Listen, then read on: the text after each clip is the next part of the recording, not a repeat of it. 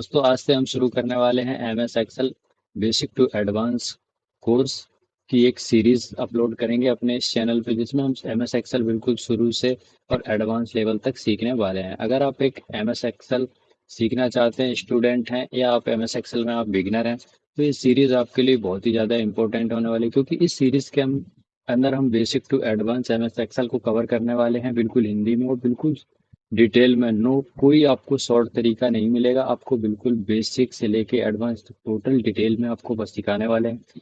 तो वीडियो को चलते हैं, यहाँ पे शुरू करते हैं। ये हमारा एम एस एक्सेल का वीडियो नंबर पार्ट 1 है। तो सबसे पहले इसके अंदर हम सीखेंगे एम एस एक्सेल है क्या। सबसे पहले हम देखेंगे एम एस एक्सेल क्या होता है। तो यहाँ पे मेरी हेडिंग है M S Excel, what is M S Excel. तो यहाँ पे लिखा हुआ है एम एस एक्सेल का फुल फॉर्म होता है माइक्रोसॉफ्ट एक्सेल। ये एक सेपरेट सीट सॉफ्टवेयर है जो माइक्रोसॉफ्ट ऑफिस पैकेज का एक ही पार्ट है। ये मेनली डाटा को स्टोरेज, ऑर्गेनाइज और एनालाइज और कैलकुलेशन करने के लिए इसका यूज होता है। इसके फीचर है ड्रॉ एंड कॉलम है, फॉर्मूला फंक्शन वार होते हैं, चार्ट और ग्राफ बना सकते हैं, डाटा को एनालाइज कर सकते हैं जिसमें डाटा एनालाइज के टूल्स होते हैं, सॉर्टिंग, फिल्टरिंग, पाइवट टेबल। माइक्रोस होता है जिसमें आप रिपीटेड ऑटोमेट करने के लिए यूज करते हैं। एम एस एक्सेल का यूज कहाँ कहाँ होता है? अकाउंटेंट एंड फाइनेंसिंग यानी बजट बनाने के लिए। आप यहाँ अटेंडेंस मेंटेन कर सकते हैं, यहाँ पे आप business report, sales report ready कर सकते हैं, यहाँ पे आप डाटा विजुअलाइजेशन कर सकते हैं, वाई ग्राफ, वाई चार्ट, और साइंटिफिक एंड कैलकुलेशन कर सकते हैं स्टैटिकल। तो आप यहाँ देखेंगे एम एस एक्सेल की दो पीएनजी आपको दिख रहा है यहाँ पे, यानी कि फोटो यहाँ पे दिख रहा है। तो ये लोगो, फर्स्ट लोगो वर्कशीट का है, सेकंड लोगो यहाँ पे हमारा सॉफ्टवेयर लोगो है। तो हमने यहाँ तक सीखा, अब हम यहाँ पे शुरू करते हैं एम एस एक्सेल बिल्कुल बेसिक से लेकर एडवांस तक। तो आपको सबसे पहले तो एम एस एक्सेल चालू करना आना चाहिए। तो हम चलते हैं सीधे अपने कंप्यूटर, यहाँ आ गए हैं अपने कंप्यूटर स्क्रीन पे। तो आप यहाँ देख रहे होंगे मेरा एम एस एक्सेल खुला हुआ है, यानी ओपन हुआ है। अब आपको ओपन कैसे करना है आपको मैं वो सिखाता हूँ। तो मैं इसको यहाँ पे क्लोज करता हूँ। तो यहाँ मैंने एम एस एक्सेल को क्लोज किया। अब एम एस एक्सेल को हम शुरू से एकदम स्टार्ट से सीखने वाले हैं, तो हमको एम एस एक्सेल चालू करना पता होना चाहिए। तो बेसिकली आप यहाँ पे मेरे डेस्कटॉप पे देख सकते हैं, यहाँ पे एम एस एक्सेल यानी शॉर्ट में मैंने यहाँ पे लगा रखा है। आप यहाँ से ओपन कर सकते हैं, नहीं तो आप यहाँ विंडो बटन पे जाएंगे, यहाँ पे आप लिखेंगे एक्सेल तो आपको एक्सेल आएगा, आप यहाँ से स्टार्ट कर सकते हैं। नहीं तो आप विंडो के साथ आर दबाएंगे तो आप देखेंगे यहाँ पे एक रन बॉक्स ओपन होगा। इसमें आप क्या करेंगे, रन कमांड के अंदर आप एक्सेल टाइप करेंगे, ओके करेंगे तो आपका एम एस एक्सेल यहाँ पे चालू हो जाएगा। फिलहाल तो मेरा ओपन है और मेरा टक्स बार पे है, इसको यहाँ पे मैंने इसको चालू कर लिया।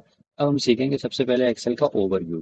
तो ओवरव्यू सीखना बहुत इंपॉर्टेंट है, क्योंकि जब हम कोई चीज़ सीखना स्टार्ट करते हैं तो मुझे उसकी बेसिक चीज़ें मालूम होनी चाहिए। अगर हमारी बेसिक्स मजबूत नहीं तो हमारा एडवांस लेवल उतना मजबूत नहीं माना जाता। तो सबसे पहले हम आएंगे यहाँ, जो मैंने एक नई शीट ली है यहाँ एक्सेल में ओपन की हुई है।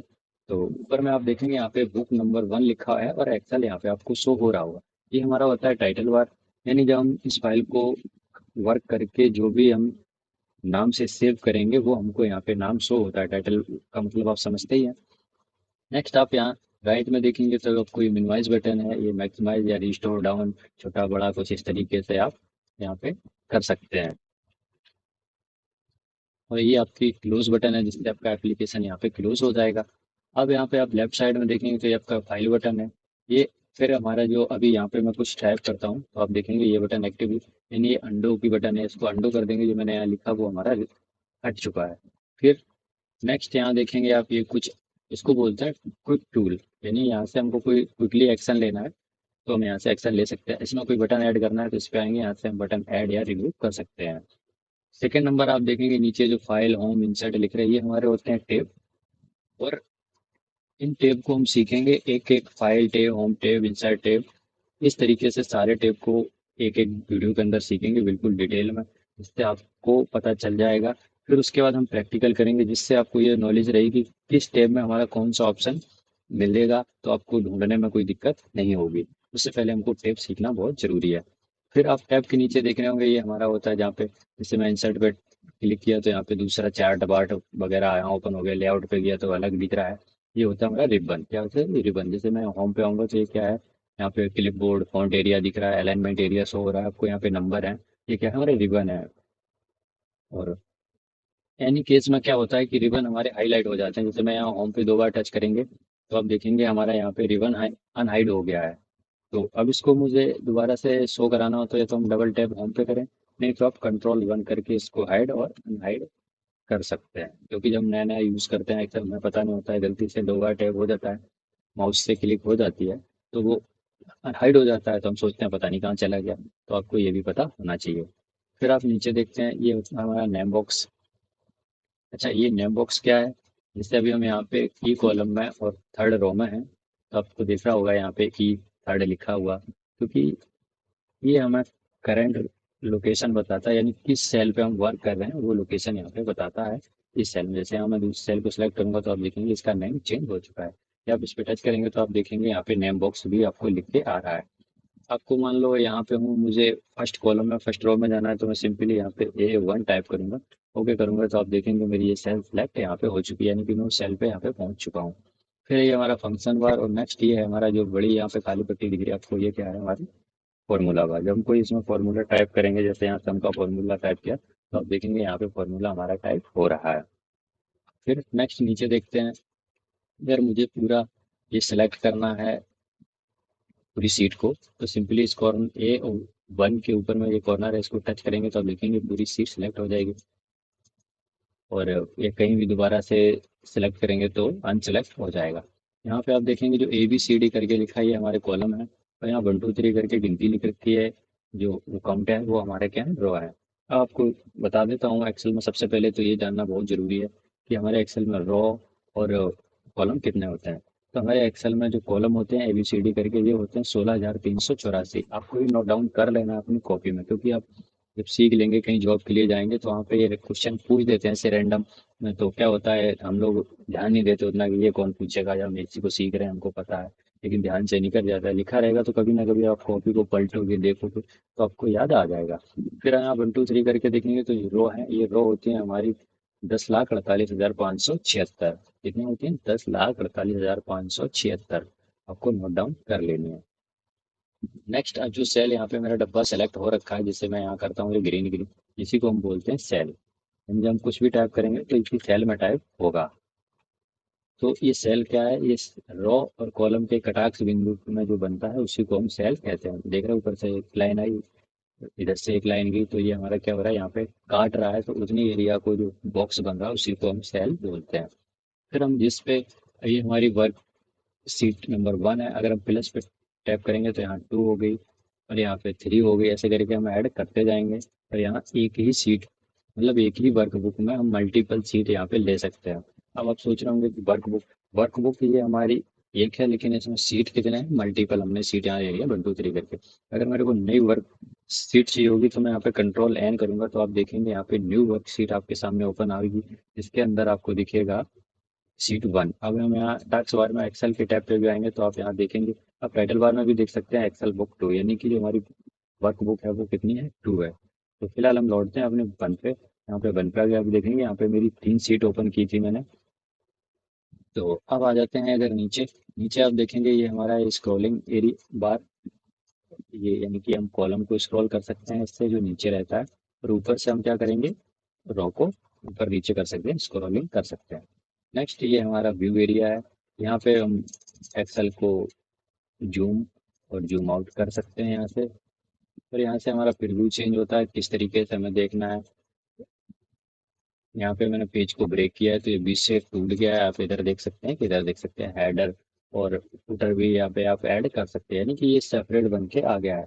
जब हम प्रिंट करेंगे तो हमारा इतना ही एरिया प्रिंट, जब हम कोई चीज़ प्रिंट करते हैं और हमको वैसे पता नहीं लगता है कि हमको ये डाटा इतना एक ही पेज में रखना है, तो हम इसी चीज़ का यूज़ यहाँ पे करते हैं। जैसे हमको दिखाना है कि एक बंदे का डाटा एक ही पेज पे चाहिए, मुझे इतना ही चाहिए, इसके भले ही इसमें 2 रो खाली छूट जाए, बट ये सेकंड पेज पे नहीं जाना चाहिए, तो हम यहीं पे इसको ऐसे सेकंड वाले पे यहाँ ले लेके इसमें डाटा इजीली टाइप कर सकते हैं, जिससे क्या होगा कि हमारा जब हम प्रिंट निकालेंगे तो सेपरेट यहाँ पे पेज मिलेगा। तो उम्मीद, आज अब हम देखेंगे यहाँ पे फाइल टेप। आज हम क्या देखने वाले हैं? केवल फाइल टेप देखेंगे।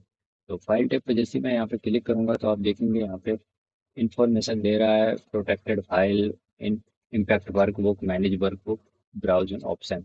तो यहाँ पे मेरा मेरे नाम से यहाँ मैंने एक्सेल को लॉगिन करके रखा है, आप देख सकते हैं।